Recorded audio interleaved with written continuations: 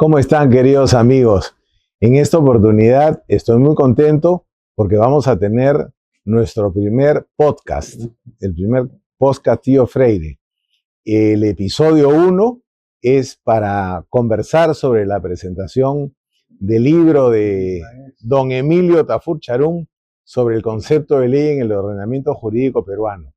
Y para mí es gratísimo, sumamente grato, no solo estar con Emilio, el autor, que es mi compañero de promoción, sino además estar aquí compartiendo este ambiente con don Álvaro Quiroga León, compañero de promoción también, y con don Juan Rivadeneira Sánchez, compañero de promoción también. Así que podríamos titular este primer podcast con la promoción. Pero como yo no soy especialista, la moderadora va a ser mi sobrina María Claudia Castro Guillén, experta en Derecho Administrativo, quien va a dirigir este primer conversatorio. Así que agradezco infinitamente a los cuatro por esta enorme gentileza. Felicitamos a Emilio por la publicación de su libro, que está desde estos días ya a plena disposición de todos en la página web del estudio. Lo pueden imprimir si quieren, lo pueden piratear, no hay ningún problema, ¿no es cierto? Acá lo importante es la difusión del conocimiento y no hay ningún inconveniente porque los derechos son de Emilio y Emilio tiene esa generosidad con todos y les agradecemos muchísimo por ver este primer episodio. Gracias, amigos. Hoy vamos a conversar sobre el libro del doctor Emilio Tafur, titulado El concepto de ley en el ordenamiento jurídico peruano. Y quisiera comenzar dando algunos conceptos claves que he podido encontrar en el libro, como es el sistema de fuentes, la pluralidad de poderes, la atribución económica, administrativa y política, y sobre todo centrarnos en una pregunta que se hace el doctor Tafur y que me parece central para el análisis de este libro, que es, ¿estamos ante una crisis del concepto de ley? Quisiera invitarlos a reflexionar sobre esta pregunta y a ver si pueden empezar, digamos, la discusión sobre este tema. Bueno, antes la ley existía el unitarismo de la ley. Vale decir, la ley era la única fuente que lo podía todo y que resistía todo. Es el caso de que la soberanía radicaba en la ley. La ley podía hacerlo todo. Luego, ese concepto unitario de ley se ha ido diluyendo ante la aparición de una pluralidad de formas de ley. Así tenemos la ley orgánica, la ley ordinaria, la ordenanza municipal, la ordenanza regional, el decreto legislativo, el decreto de urgencia. Es decir, esa univocidad de la ley dejó de tener vigencia. Ya no había una fuente como era la ley que podía regularlo todo y que podía resistir cualquier otra norma que pudiera modificarla o suplirla, etc. Entonces se da pues este fenómeno de que de pronto nos encontramos con que existen una pluralidad de leyes, de formas legales. Y ahí de repente la pregunta podría ser, ¿qué hacemos en ese caso de conflicto normativo, verdad? Para poder responder un poco la pregunta que has planteado, yo creo que en primer lugar es importante tomar en cuenta que esta obra, este libro de Emilio, precisamente es una herramienta muy valiosa para poder responder exactamente esa pregunta. Emilio ha hecho este es un trabajo muy profundo, ¿sí? Ha hecho una disección de toda la estructura, digamos, legislativa, todo el andamiaje, como le llaman algunos, ¿no? Legislativo, con todo este conjunto de interacciones y competencias, tanto por la materia como territorial, y una vez que uno, digamos, termina de leer el libro, esa es precisamente la pregunta que surge, ¿no? A raíz de esta descripción muy profusa, además, con referencia bibliográfica, en fin, es la primera, mientras lo iba leyendo, yo cada vez me iba convenciendo de que sí, pues, ¿no? Yo creo que definitivamente estamos atravesando desde hace ya varios años una crisis de la ley, ¿no? Más allá de que sea algo complejo, no, que de por sí es complejo, que de por sí lo hemos complejizado. De hecho, nosotros que hemos estudiado, digamos, a inicios de los 80, nos formamos probablemente primero con este concepto unívoco de la ley, ¿no? El concepto unitario de la ley, y en el camino, a través de nuestra formación, hemos experimentado este fenómeno, ¿verdad?, de la aparición de estos otros conceptos de ley como producto de la regionalización, de la autonomía municipal, y de ahí surgen todas estas otras figuras, estas normas legales que ha mencionado Emilio, ¿no? Ahora bien, yo creo que la descripción tal como la plantea Emilio de manera, repito, insuperable, nos demuestra también que más allá de la institucionalidad, más allá de cómo se había construido esto, desde la Constitución, bajando por las leyes orgánicas y el mismo bloque constitucional, me da la impresión de que esta crisis no viene tanto por el diseño, sino por la forma en que se aplica, ¿verdad? Por la forma como se desarrolla. Y es donde empiezan a surgir precisamente estos problemas de conflictos de competencia, discusiones sobre si la materia es efectivamente una que tiene que ser o puede ser tratada, y finalmente una que normalmente uno usualmente no le presta mucha atención, es si, teniendo la competencia para legislar sobre determinada materia, la legislación es adecuada o no. Porque Emilio nos pone mucho énfasis en un aspecto muy importante, ¿no? En el sentido que muchas veces la competencia misma es que le asigna y le atribuye esta fuerza digamos, al instrumento normativo, a la norma con rango de ley. Pero sucede que poca atención probablemente se haya prestado por parte del legislador en cuanto a la manera como se legisla. Es decir, teniendo la competencia, tanto por la materia como territorial, la legislación probablemente no siempre, y acá recuerdo el concepto de causa que tú mencionas, Emilio, en el libro, Claro. no siempre está respondiendo a una causa real, ¿verdad? O en todo caso, está tomando el concepto de causa de una manera equivocada. Es un concepto, como bien dice Emilio en el libro, prestado del derecho civil, pero esto también nos tiene que hacer recordar que en el mismo derecho civil, el maestro Díez Picasso, por ejemplo, cuando empieza uno de sus famosos artículos sobre la causa, decía, la causa es uno de los conceptos más difíciles y más oscuros en el derecho, ¿no?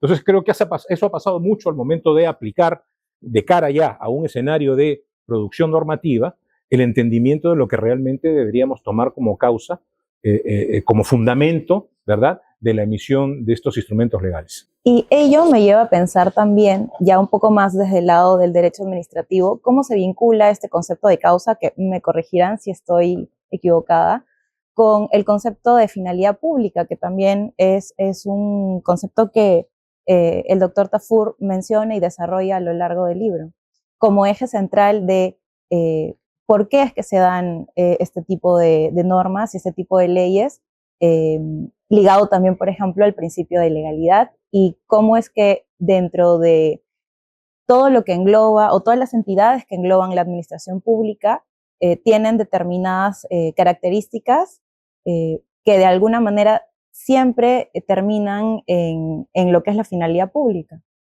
Yo sobre eso creo que hay nociones en el derecho que dan la vuelta y terminan regresando a su origen, ¿no? Yo creo que la causa se llama causa y nos da a entender origen, pero también tiene que ver con la finalidad y al revés. Y en otros aspectos ocurre lo mismo. En el derecho procesal, la noción de interés para obrar y de legitimidad terminan regresando uno con otro y se complementan de ida, pero también en el origen, ¿no? Yo eso no lo veo complicado. El tema es que se respete la finalidad pública y que eso se incorpore en la forma de contenido de quien legisla para que no solo tenga legitimidad, sino que además esté ordenada dentro de las jerarquías, competencias y y líneas de la Constitución. Pero yo quería regresar un segundito sobre la primera parte. Yo pensaría, y es algo que yo he sentido desde que empecé a leer el libro, que yo no sé si es una crisis de ley, de la ley, ¿no? Del concepto de ley. Yo creo que es una crisis de la comprensión del concepto de la ley, ¿no? O sea, se ha complejizado tanto, es tan difícil, que hay crisis en la capacidad de los operadores de comprender una cosa tan compleja, ¿no? O no hay ganas, o no hay interés, ¿no? Conversábamos antes, probablemente no sean temas que están de moda, ¿no? Porque van a temas muy profundos que no tienen esa practicidad que tanto se pide ahora. Yo creo que ahí está la crisis en la dificultad de comprender, porque terminado el libro de Emilio uno tiene una idea más o menos clara de las líneas gruesas, ya no se siente tan en crisis. Sí, por otro lado, creo que si le llamamos crisis a la complejización, a mí me queda claro que la pirámide de Kelsen que nos enseñaron, ahora tendría que ser pues un cubo de Rubik, ¿no? Que es en realidad mucho más complejo y difícil. Entonces, claro, si te mueves con una pirámide y te pasa un cubo, entras en crisis. O no sé si tal vez un Tetris, ¿no? Porque ya no es una pirámide, es una cosa totalmente dinámica. Empezamos con ley en sentido formal, ley en sentido material, luego rango de ley, luego otras normas que no son leyes pero tienen rango de ley, y otras que tienen rango de ley pero no abarcan todo el territorio, y ahí la cosa se... ¿no? Y además Emilio nos desayuna con el bloque constitucional y la razones de constitucionalidad para dirimir los eventuales conflictos o la necesidad de que uno encaje en la misma línea del otro, ¿no? Y eso lo vuelve bastante complicado. Yo tengo 2 puntos. En primer lugar, sobre el bloque constitucional, a mí me llama la atención, tal vez es algo adjetivo que no es de la mayor importancia, que en lo que se refiere al bloque constitucional no se le considere función constitucional en nuestro derecho. Yo he revisado mucho sobre el bloque de la constitucionalidad y no he encontrado una sola mención a la función constitucional.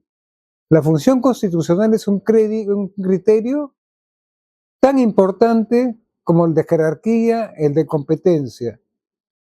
Por lo tanto, creo que sería bueno incardinar este concepto de función constitucional al sistema jurídico, ¿no? Y adaptarlo como tal. Luego quería decir una cosa, han hablado de la finalidad pública. La finalidad pública es esencial en el derecho administrativo. Sin finalidad pública no existiría el derecho administrativo. ¿Qué es la finalidad pública? Es la consecución de los fines de interés general que están en el ordenamiento. De esta manera es como se justifican las prerrogativas, las exorbitancias y las potestades de la administración pública a través de esta potestad que es el interés público, porque ahí donde existe interés público existirán funciones públicas, competencias públicas, sin dejar de lado, claro está, el interés público que debe perseguir la administración pública, ¿no? Y es que del interés público, de las finalidades de derecho público, nace la necesidad de establecer competencias que supondrán poderes exorbitancias, y todo por el interés público, ¿no? Por la finalidad pública, que es lo que interesa al derecho administrativo, pero el derecho administrativo no debe olvidarse tampoco de los administrados. Los administrados tienen que tener derechos. Los administrados, debe haber un límite a la actuación de la administración pública. No, ¿querés decir eso? Eso también me lleva a pensar, hay una parte en su libro que también desarrolla todo el concepto de los tipos de reglamentos, cuál es la importancia también del acto administrativo. Sí. No sé si nos podría comentar un poco más sobre eso. Bueno, ese es un tema...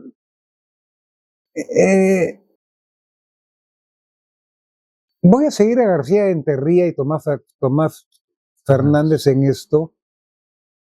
El acto administrativo es una aplicación del ordenamiento, mientras que el reglamento es parte del ordenamiento. El reglamento innova el ordenamiento.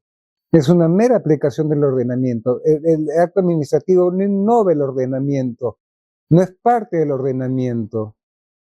Y es por eso que precisamente tenemos el tema de la interrogabilidad singular del reglamento. Vale decir, un acto administrativo siempre está sujeto al reglamento. Y como el reglamento forma parte del ordenamiento jurídico, cuando se pretenda dar un acto administrativo, este acto administrativo siempre debe estar subordinado al reglamento. Entonces, el reglamento no puede ser agraviado por el acto administrativo. El acto administrativo no forma parte del ordenamiento. Inclusive puede darse casos en que un reglamento dado por una instancia inferior prevalezca sobre el acto administrativo dictado por una instancia superior. A propósito de actos administrativos y su relación o diferencia con las normas legales, me gustaría, si te animas, a comentar un caso que es un debate real. En mi práctica de protección de datos hay una fórmula de tutela que se llama comercialmente el derecho al olvido, que permite sacar de internet el nombre de una persona porque está siendo afectada y porque ya no tiene sentido, no hay ninguna justificación que ese nombre esté ahí.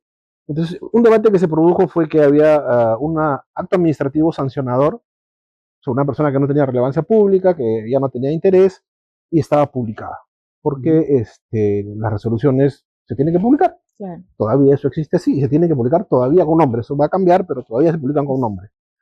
Y el debate lo daba un abogado muy notorio, que decía que eso afectaba, o sea, el eliminar el nombre o eliminar la publicación con nombre implicaba eliminar o sacar de la visibilidad una norma legal. Entonces uno con toda la paciencia le decía, oye, pero un acto administrativo no es una norma legal. No es parte Claro. del Claro, y su argumento fundamental fue, pero sale en el boletín que dice normas legales. Y entonces, claro, cambiarme los bomberos. y salen los edictos y sale la publicidad, pero eso no los convierte en normas legales. Sí, claro, sí, pero digamos, ese es el debate que te hace pensar que la noción alrededor de las cosas es la que está en crisis, ¿no? Bueno, lo que pasa es que yo creo que es fundamental distinguir entre el acto administrativo y el reglamento, ¿no? En primer lugar, los dos tienen distintas vías de impugnación. El acto administrativo puede ser impugnado a través del procedimiento contencioso administrativo, a través de proceso administrativo, del procedimiento administrativo y, ¿por qué no?, de la acción de amparo. En cambio, el reglamento solo puede ser impugnado, hasta donde yo sé, por el recurso de acción popular, ¿no? Además, como ya dije, ya lo insinué antes, el reglamento siempre está supraordenado al acto administrativo, ¿no? Inclusive he llegado a sostener que el acto administrativo, por más que sea dictado por una autoridad de mayor jerarquía, no podrá contravenir un reglamento dictado por una instancia inferior. Pues el reglamento dictado por esa instancia inferior es parte del ordenamiento. Y en tal sentido, el acto administrativo no puede modificar ni contravenir el reglamento. Y parte también un poco de que los actos administrativos tienen incidencia en una esfera individual del administrado. Eso es lo que... Adelante, por favor. Y por otro lado, los reglamentos tienen una incidencia más general, digamos, a un grupo de mayor extensión, pese a que también hay actos administrativos que podrían tener efectos un poco más, exactamente. No, eso es eso es en lo que está en contra García Enterría y Tomás Fernández, ¿no? Dicen que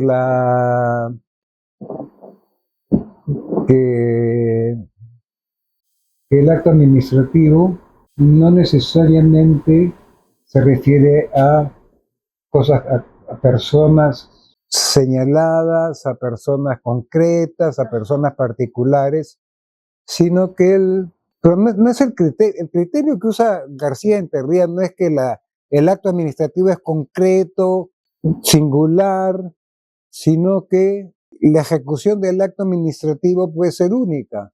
Como ya he dicho varias veces, no se acoge al ordenamiento. El reglamento, en cambio, no necesariamente general.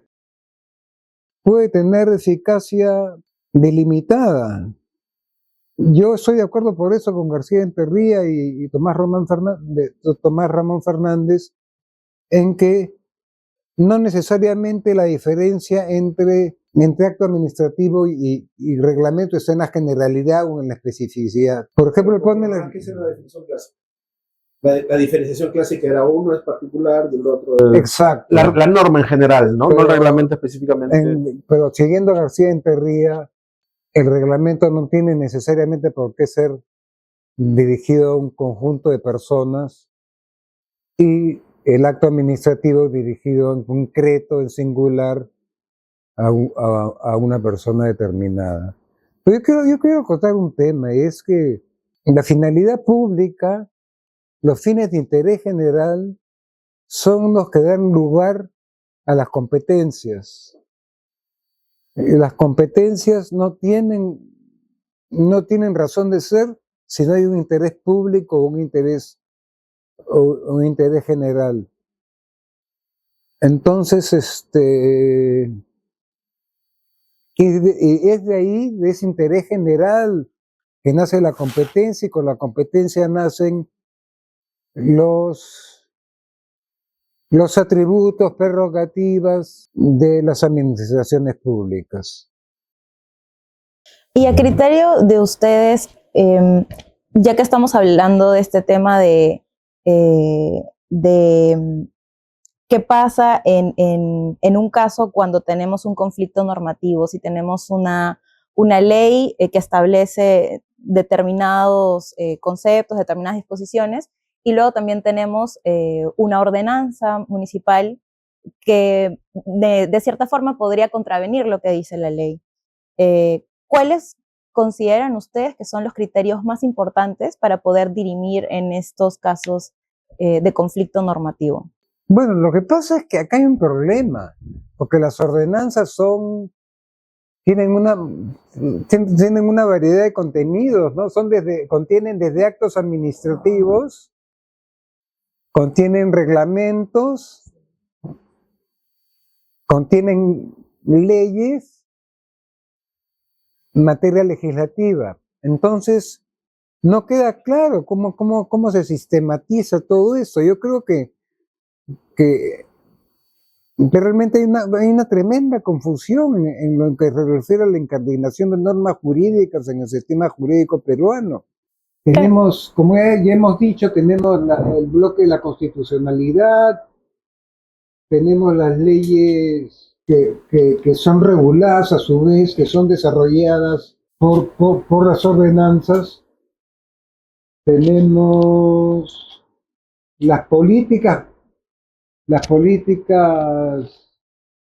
territoriales, las políticas nacionales, las políticas sectoriales que se engarzan con todas esas normas que son las ordenanzas, ¿no? La ordenanza tiene una pluralidad de formas, tiene, como dije, la ordenanza municipal puede contener un acto administrativo, puede contener materia de ley, puede contener, como dije, reglamentos, etcétera. Entonces, cuando encontramos un conflicto entre ley y ordenanza municipal, que tiene rango de ley, pero el rango de ley solamente tiene el nombre, yo les digo. Porque yo he escrito un artículo donde pongo en duda la jerarquía de ley de la municipalidad, de las municipalidades. de las ordenanzas, porque sencillamente cumplen esta pluralidad de funciones. Hay materias, por ejemplo, que bien podrían ser reguladas por las ordenanzas municipales, sin embargo son reguladas por la legislación o la reglamentación nacional. Y además que juega mucho este rol interpretativo de poder uno pensar en diversos criterios. Uno pensaría, por ejemplo, que el criterio de jerarquía debería ser el que debe primar, o es algo que, por lo menos en la facultad, es uno de los criterios más importantes que nos enseñan Claro. al momento de interpretación de normas o de conflicto normativo. Pero Y el de especialidad, ¿no? Que exactamente, en los términos que- del libro de Emilio sería el tema de las competencias, ¿no? Se sí, puede que, primar por Competencias y competencias. función constitucional. Sí, claro. y que a veces uno no sabe si guiarse por el principio de jerarquía o por el criterio de especialidad, justamente cuando tenemos este tipo de conflicto Sí, entre pues. normas. Ahora, tú has tocado este tema que me parece a mí muy importante porque creo que es una de las manifestaciones más claras de esta crisis, digamos, por las cuales estamos atravesando, ¿no? Ahora, hay que reconocer también que esto es algo que no solo se presenta acá, ¿no? Yo, por cuestiones profesionales, estuve la vez pasada siendo un poco testigo de los conflictos de competencia que hay en una realidad como la que Emilio conoce muy bien, que es la realidad de los Estados Unidos. Hay más de una materia que está legislada por los estados y que de alguna manera es, vamos a ponerlo así en buenos términos, contrarrestada por normativa federal, ¿no? Ujú. Y entonces en la práctica lo que se produce es, digamos, una parálisis respecto de lo que finalmente debería ser aplicado. Entonces, esto me lleva nuevamente a pensar, esta crisis es originada por el diseño, ¿verdad? Por el diseño mismo de esa estructura normativa que tenemos acá y que Emilio describe muy bien, o es nuevamente algo que está generando quien opera el sistema, ¿sí? Y yo me inclino a pensar un poco más por esto segundo, ¿ya? Porque si bien, como Emilio lo ha descrito muy bien en el libro, es un sistema complejo, ¿sí? Un sistema complejo, hay muchos, digamos, muchas variables, muchos efectos, y claro, lo complejo siempre genera pues mayores riesgos de tener este tipo de situaciones. Pero finalmente hay un deber de coordinación, de colaboración, de permanente comunicación entre todos los que, digamos, tienen algún tipo de competencia para legislar. Tendría que haber una coordinación, una permanente comunicación, una asistencia entre Ejecutivo, Congreso, Gobierno regional y gobiernos locales. Y eso no hay. ¿Sí? Pero está en la ley, Claro, pero está en la ley. está positivizado. Está positivizado, pero en la práctica no existe. Entonces, tenemos ya distorsiones que se producen, ¿verdad? Porque claro, está muy claro el tema competencial, ¿verdad? Los gobiernos locales son competencias federales. El problema es cómo es que legislan. Claro, no, claro, pero digamos, el cómo, ¿verdad? El cómo se legisla tendría que ser producto de una coordinación entre todas las instancias, Parlamento, Ejecutivo, gobiernos regionales y gobiernos locales. El problema es que no existe esa coordinación, ¿verdad? Y es ahí donde encontramos estos problemas de conflictos de competencia o, que no es muy inusual, yo en mi sector, yo trabajo en el sector de telecomunicaciones, veo muchas veces conflictos, digamos, sobre normas de gobierno emitidos por gobiernos locales que están totalmente en contraposición a leyes o a decretos supremos. Entonces, Ujú. ¿qué cosa es lo que pasa ahí, no? Entonces, acá otra vez me viene a la memoria, y Emilio, tú lo debes conocer muy bien, y regreso al ejemplo americano, ¿no? Entonces yo preguntaba, ¿y por qué se producen estos? Se supone que, digamos, los Estados Unidos son un modelo, un poco de democracia, legislación y todo lo demás. Ujú. Y en el fondo, esta discordancia de contenido normativo entre la norma federal y la norma estatal, curiosamente se da en aquellos estados donde los gobernadores estatales son de un partido y el partido opuesto es el que dicta la norma federal. Entonces, hay un trasfondo político, hay un sesgo, ¿verdad?, que determina fundamentalmente qué legislo y cómo lo legislo, ¿sí? Entonces, uno puede tener claramente atribuida su competencia, ¿verdad? Pero estos sesgos que derivan de, digamos, la concepción política es lo que le dan un contenido que muchas veces puede ser exactamente opuesto al que debería ser coordinado y trabajado. Y eso que no estoy mencionando, digamos, los otros casos, que para mí también son muy evidentes, de que no se está cumpliendo la finalidad pública, ni el interés nacional, ni nada de eso, de las leyes aprobadas por cabildeo o por simplemente yo voto en este momento por ti si tú votas en este momento. Entonces, ahí es donde queda la finalidad pública, ¿no? ¿Dónde queda la causa? ¿Dónde queda el interés? Por eso es que yo me inclino a pensar, luego de leer el libro de Emilio, otra vez, hay una estructura, ¿verdad?, competencial por la materia, digamos, que baja de la Constitución, pero que al momento de operarla es que está generando estas patologías, digamos, ¿no? Y eso es dramático, porque finalmente, como decía Emilio, tanto el acto administrativo como la ley tienen que tener por finalidad única pensar en que esto se da en beneficio del ciudadano. O sea, hay un interés social. Y el descrédito, diría, de la ley en general, en términos generales, ¿verdad? Si uno le pregunta al ciudadano común y corriente, dice, bueno, pues la ley no sirve para nada, ¿no? Esta ley no me ha ayudado, esta ley no tiene efectos, ¿no? Entonces, ese descrédito que hoy día llega al ciudadano, creo que pasa mucho por la forma como se opera esta estructura jurídica, que no necesariamente está siguiendo este patrón y este mandato de coordinación, y que además, a mí me da la impresión, Emilio menciona, por ejemplo, que un elemento fundamental para evitar este tipo de situaciones, en materias, digamos, de conflictos territoriales o de conflictos en cuanto a la materia, es lo que Emilio llama la prótesis, ¿no? Que es la función del Tribunal Constitucional. Claro. Lo que pasa es que la prótesis normalmente la usamos cuando hay ya alguna merma, hay algo que falta, ¿no? Y entonces me preguntaba, ¿qué puede existir, ¿no? Porque claro, el pronunciamiento del Tribunal Constitucional es un procedimiento que toma tiempo, ¿verdad? Y hay en ese decurso de tiempo todo un desgaste, ¿verdad? Hasta obtener finalmente una decisión que confirme o digamos, no confirme la pretensión de algunos de los que están involucrados en la emisión normativa. Pero ¿habrá algo más, Emilio, que tú hayas identificado, algo que sea, digamos, más poderoso que una prótesis? Porque la prótesis, como decía, finalmente es ex post, ¿no?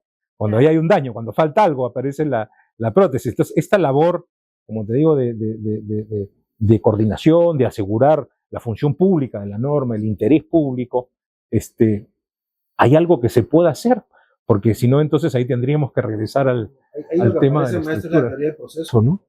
El proceso debe estar para absorber esos problemas y generar que en el futuro no ocurran, porque sabes que esa norma que está mal diseñada se la van a echar, ¿no? Pero mientras eso no ocurra, la cosa está complicada. O también podremos volver a la idea de la coordinación, si no se hizo una coordinación previa entre las entidades públicas. Sí, sin duda, pero imagínate, en un país bipartidista como Estados Unidos hay ese problema, multiplícalo por 50 acá, ¿no? O sea, es que por eso hoy muchas veces el sesgo político es el que determina siendo el germen, ¿verdad?, de estas patologías al momento de la emisión normativa, ¿no? Y eso creo que es malo, porque, y además no solo es un tema de sesgo político, ojo, sino también es un tema de cultura y de formación, ¿verdad? Porque lamentablemente quienes muchas veces emiten la norma, ¿no?, sobre todo a nivel, bueno, no voy a mencionar niveles porque no quiero tampoco, digamos, sonar peyorativo, pero sí hay ciertos niveles, ¿verdad?, donde la norma, más allá de emitirse por un interés particular, se emite, la verdad es que sin tener conocimiento ni siquiera del marco normativo, ¿no? Entonces creo que eso es algo que en mi concepto sí me lleva a pensar que hay efectivamente esta crisis, pero por el lado de volverlo operativa, ¿no? Imagínate, me tocó comentarle el Código Procesal Constitucional, ni siquiera usa el glosario de términos de la Ley de Protección de Datos.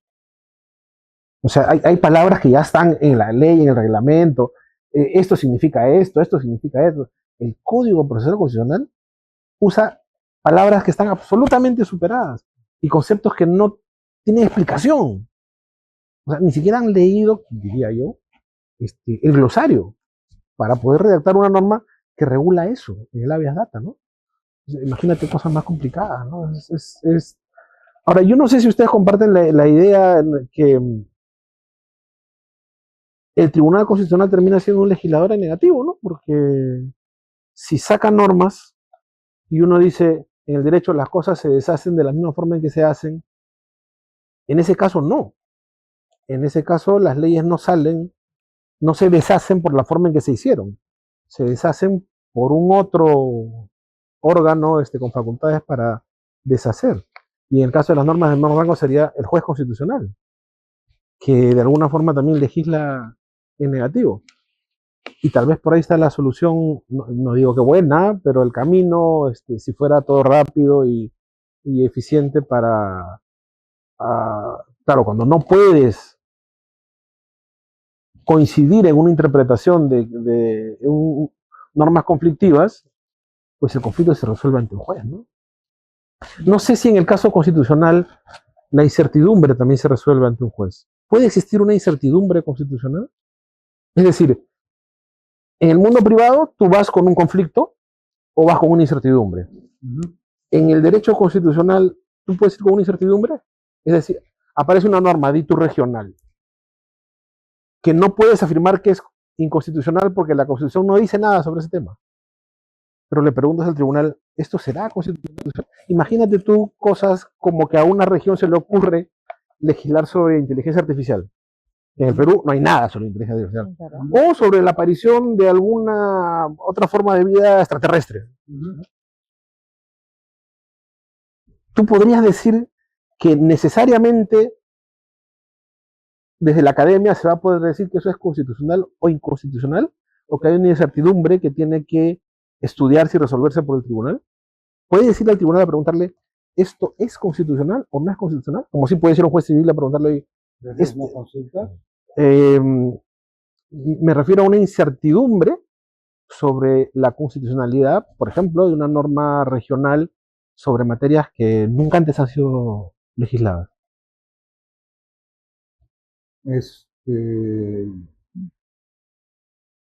Formalmente no hay, el proceso, está el proceso competencial.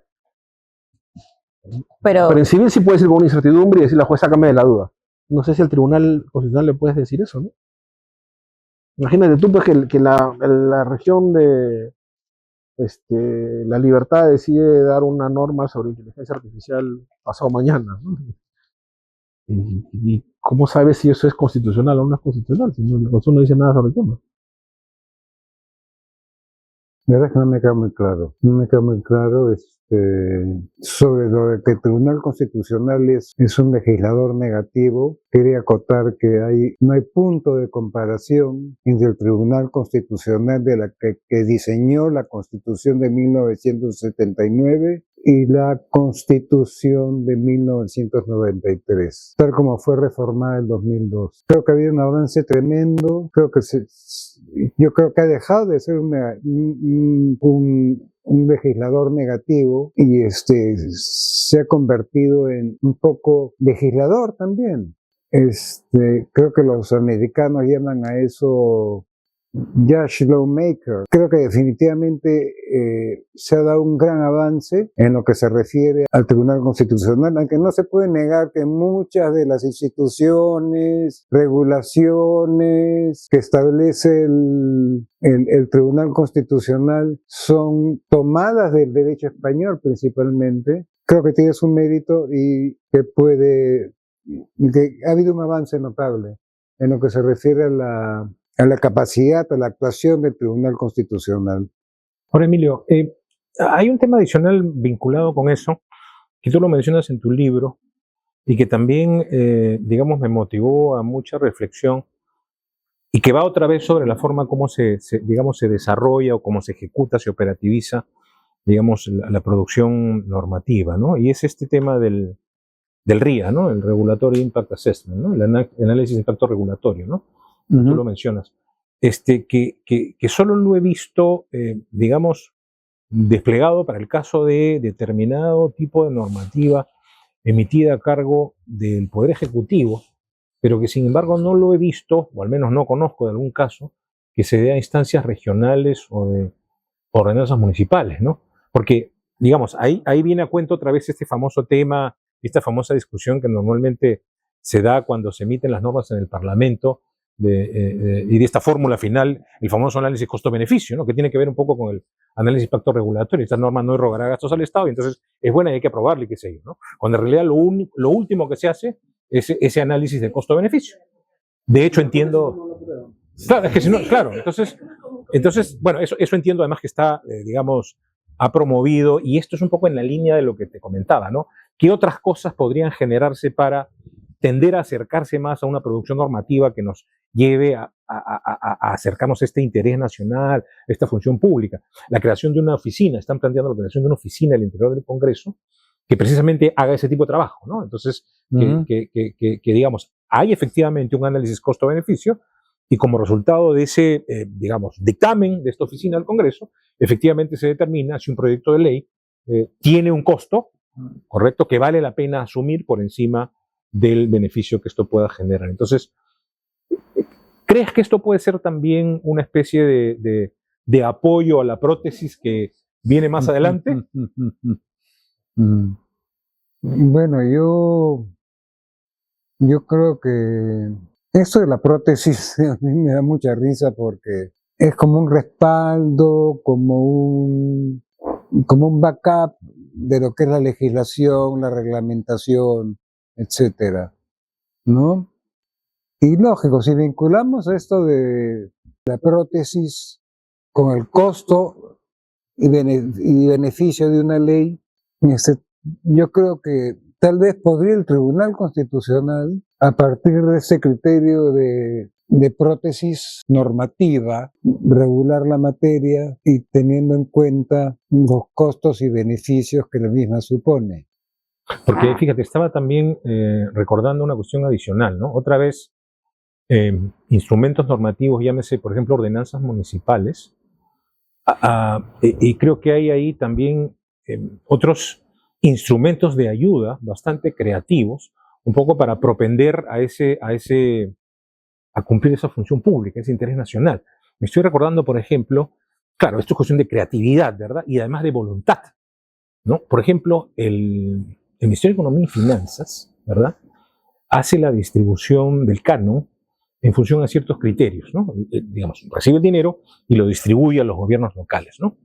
Pero hay una porción, yo no sé si todavía lo siguen haciendo, pero lo hacían hasta hace unos 3 o 4 años, hay una porción del canon cuya distribución está condicionada a que el gobierno local efectivamente, vamos a ponerlo así, cumpla con las políticas y los lineamientos que el Ejecutivo tiene respecto a determinados temas, ¿no? Entonces, es un poco te premio porque cumplas la finalidad pública al momento de emitir ordenanzas, ¿no? Entonces, este es también otra prótesis, Emilio, ¿no? Para utilizar la misma palabra, pero que también va un poco en esa línea, es una suerte de colaboración forzada, ¿no? Yo te incentivo, en realidad no es incentivo, te premio si es que tú das cumplimiento a estos lineamientos, a estas políticas de interés nacional que muchas veces los gobiernos locales, en función de la competencia que tienen atribuida por la ley, ¿verdad?,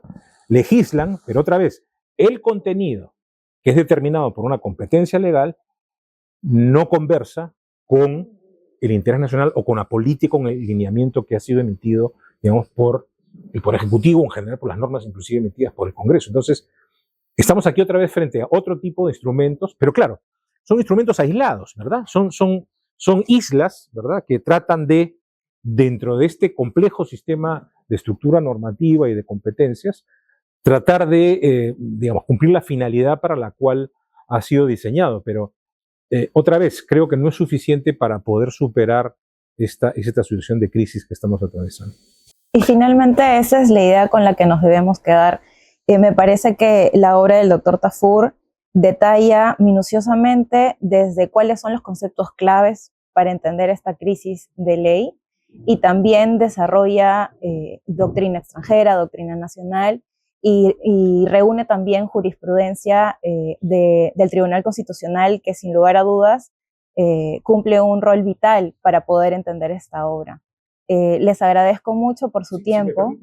Sí. Yo muy breve quería intervenir. Dale, Mario. Dale, es sobre un tema del libro que a mí me ha llamado la atención, pero que no tiene que ver con el tema legal y jurídico. Emilio tiene una cita muy interesante de Marlon Brando, ¿sí? Como introducción. Alguna vez después de ver El Padrino, me interesé por leer un poco de la biografía de Marlon Brando, ¿no? Entonces Marlon Brando... Hay un libro que se llama Música para Camaleones, que es extraordinario. Y ahí hay una crónica sobre Marlon Brando. Pero sigue con Marlon Brando. Entonces, recuerdo que una de las cosas que me quedó mucho en la mente es que decía este biógrafo que Marlon Brando, desde chico, era muy observador. Y desde chico, 10, 12 años, le gustaba imitar a la gente, ¿no? Y eso un poco fue el germen de su producción artística, al punto que en una de sus primeras obras, no recuerdo cómo se llamaba, del año 45, 46, una obra dramática donde él tenía que interpretar a un personaje que estaba sufriendo un ataque, ¿verdad? Un ataque cardíaco, supongo. Su interpretación fue tan real, ¿verdad?, que muchas de las personas que estaban en la crítica creyeron que estaba efectivamente sufriendo un ataque. Entonces, cuando veo esta cita de Marlon Brando que hace Emilio, yo quiero asumir que es un poco esto, ¿no? La mimetización es muy fuerte, la mimetización con el personaje, pero creo que tiene mucho que ver con esto que estamos conversando acá, ¿no? Porque en buena medida, el tema de tener sensibilidad, ¿verdad? El tema de perder un poco la conciencia sobre las consecuencias que los actos administrativos y la producción normativa tiene sobre la vida del ciudadano de a pie, es algo fundamental. Y creo que eso es algo que estamos perdiendo. A pesar de lo que dice Marlon Brando, de que al final de cuentas, si uno siente mucho, termina mejor no sentir. Mejor no sentir. Y sobre todo porque desarrollamos el concepto de ley, es algo que muchas veces damos por sentado. Un tema que tal vez en la actualidad uno podría pensar, ¿realmente podemos cuestionar el concepto de ley? Y algo que el doctor Tafur ha desarrollado de una manera muy brillante. Muchas gracias. Yo solo quería hacer un apunte, y es sobre las políticas. Y eso está vinculado un poco con lo que dijo Juan hace un momento. Las políticas que pueden ser nacionales, sectoriales, municipales y regionales son básicamente lo que realmente importa en la actuación de las diversas entidades públicas. Si uno ve el peruano, todos los días se levanta y ve el peruano, va a ver que el Ministerio de Agricultura, cuya función es reglamentar, ordenar la política agraria, ¿no? Entonces, hay esa gran importancia a favor de las políticas. Las políticas, sean nacionales, subnacionales, regionales o territoriales, siempre van a significar una gran importancia. Inclusive yo he escrito sobre la relación entre las políticas nacionales, sectoriales y las políticas territoriales. ¿No? Es un tema que resulta muy interesante porque al final, ¿cuál es la relación entre una política nacional y una política regional o territorial? ¿Cuál es la diferencia? Gracias. Sí, yo quería comentar un tema que no es académico, que en la profesión se ha presentado. A mí me tocó enfrentar ese tema 2 veces, vinculada con las normas de estas entidades especializadas, ¿no? Tú mencionas BCR, Superintendencia, que tienen normas que dicen algo así como que las demás se regulan por sus propias leyes y dicen algo así tan duro como que las demás leyes no pueden establecer normas obligatorias de imperativo cumplimiento para estas instituciones. Yo no sé si estamos de acuerdo en que esto no se puede leer literal, porque No, sería prácticamente imposible. Siempre debe haber una virtualidad legal ahí. yo sé que en algunos casos la superintendencia ha intentado superar el Código Civil, por ejemplo, en materia de resolución, sí, resolución, la que no va al juez de puro derecho, por una directiva del SBS han eliminado en materia de seguros, o pretenden eliminar, la comunicación, ¿no? Que el Código Civil requiere comunicar, no hay forma que se resuelva en mi mente y tú nunca te enteres que te resolví. Y en algún momento, alguna de estas entidades, cuando me tocó trabajar para la Autoridad de Protección de Datos, afirmaban que la ley de protección de datos no les era aplicable, ¿no? Y digo, si no le es aplicable una norma que desarrolla un derecho fundamental, tampoco le es aplicable la ley de transparencia con esta norma, y no le es aplicable el Código Civil y no le es aplicable el Código Penal, porque ninguna ley, y es una norma que está ahí, es gruesísima, pero creo que no soporta una interpretación literal por ninguna parte, ¿no? O sea, ahí han intentado. En el caso del BCR, siempre el BCR, a través de sus competencias, actuará virtualmente debajo de la ley. Las normas que dé el BCR no van a ser reglamentos ejecutivos. Va a haber un espacio suficiente para el desarrollo de las normas que dé el BCR. Va a haber un desarrollo, que yo diferencio el desarrollo de la ejecución. La ejecución es algo más estricto, más riguroso, más al detalle. El desarrollo es que la ley permite que el órgano que va a dar las normas pueda desenvolverse con más amplitud, con más holgura, y no sencillamente como un reglamento ejecutivo. Gracias. Yo, para cerrar solo 30 segundos, quería agradecer la invitación, por supuesto, este interesante conversatorio, pero sobre todo agradecer a Emilio, porque en verdad es un texto muy acabado y yo puedo dar fe de algo que probablemente mucha gente no sepa. Con Emilio somos compañeros de promoción, y si hay algo que tengo muy claro es que desde los primeros años de la facultad, Emilio ya hablaba de estos temas. Ya hablaba del tema de la competencia, los regionales, tú te debes acordar. Entonces, este libro no es producto de una reflexión esporádica. Este libro es producto de reflexión que viene madurando Emilio por lo menos hace 35 años. Y creo que el producto digamos, que nos está entregando, que nos está regalando, creo que amerita que pueda ser efectivamente consultado por los principales operadores del derecho, que son a quienes debemos, en todo caso, llamar la atención. Por supuesto, y para cerrar, no quisiera terminar este conversatorio sin invitar a quienes nos están viendo o nos están escuchando a que puedan leer el libro del Dr. Tafur y descargarlo de la página web del Así es, y que puedan ilustrarse y poder conocer un poco más a detalle este tema tan interesante. Muchas gracias nuevamente. Gracias a todos ustedes. Muchísimas gracias. La verdad es que me he sentido muy a gusto en esta reunión. He tenido mis lagunas, pero son parte de...